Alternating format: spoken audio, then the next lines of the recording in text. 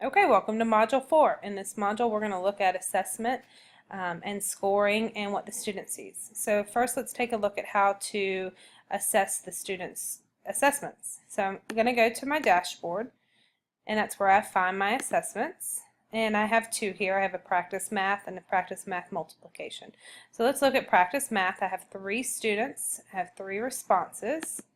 And I'm going to click on this little area here, and then I'm going to click on live results.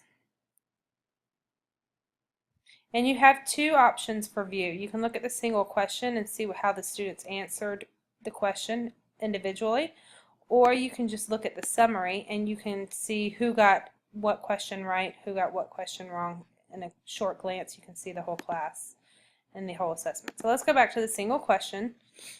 And here I'm looking at student Campbell. Okay, 1 plus 1 is 2. Good job, student Campbell. So this assessment had a key built in, and it went ahead and scored it. If this were an assessment where I wanted to be able to give partial credit, I could slide this bar up and down and change the amount of points that they get. So that's an option too. I can also send a note to the student. So here I've typed in, great job, like right here, say, wonderful work. And then you would hit the send button, and this feedback goes to the student. And then so here you can see that student Snellgrove got this question wrong. So I have given feedback. Try again. Remember what we spoke about in class. And as you can see, the student was assessed or scored with 0 points because, again, the key was provided. So then you just move from question to question, and you can do the same thing. So let's pretend that I want to give partial credit for this. So you have that option unless it's already scored like this assessment is. So this right here shows you that I've sent feedback to the student. So you move to the next question. Uh-oh, they all got this question wrong, so that tells me that there's something I probably need to do to reassess this, reteach it. So that's nice to see at a glance. Now I'm done. I'm finished looking at all of the questions. I'm going to go back up here to assign. And this is where I'm going to close it with scoring. If it's open, students can see their questions and then they can change them. But once you close with scoring, they can no longer change their answers and they get their scores.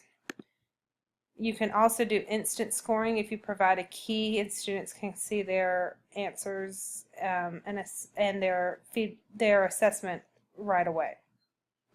So that's the scoring portion of this section. When you finish scoring your assessments, you can also export the scores. So I'm going to go back to my assessment. I'm going to practice math. I'm going to go to live results. And then I'm going to choose export. And depending on what system your computer is running, it should download the spreadsheet for that system. I'm on a Mac, so this will be in numbers. If you're on a PC, it should be an Excel spreadsheet that will pop up and download. So here's my spreadsheet of the scores that I have assessed in GoFormative. Now I have this for my data and I can save it and do whatever I need to with it. Okay, now let's take a few minutes to look at GoFormative from the student's side. I'm going to log in as a student. I created a couple student accounts to show you what it looks like from what they would see. So after the student logs in, it will show what classes they have in this GoFormative platform. So the first period, the parentheses here says that I have 2 assessments. So if you remember, the practice math assessment was the one that we looked at on the teacher view on how to assess, and I gave some feedback to the student. So if you click on practice math, it will come up with my score, and it will tell me which ones I got right and which ones I got wrong. And then you can see also the feedback from the teacher.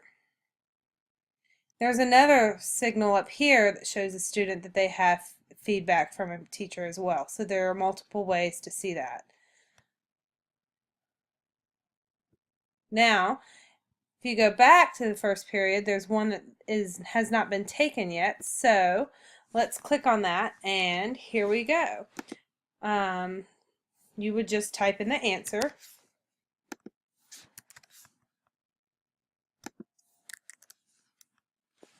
And let's see, true or false? False. And when you're done, or when the student's finished, they would just submit. And there you have it. You can either log out or go back to your dashboard to see if you have other assessments to take. And that is the student view.